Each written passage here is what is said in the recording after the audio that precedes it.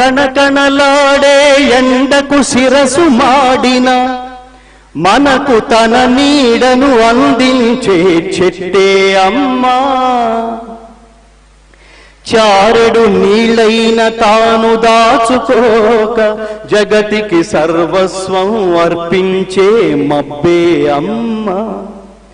ఆ అమ్మలనే మించిన మా అమ్మకు రుణం తీర్చుకోలేను ఏ జన్మకు.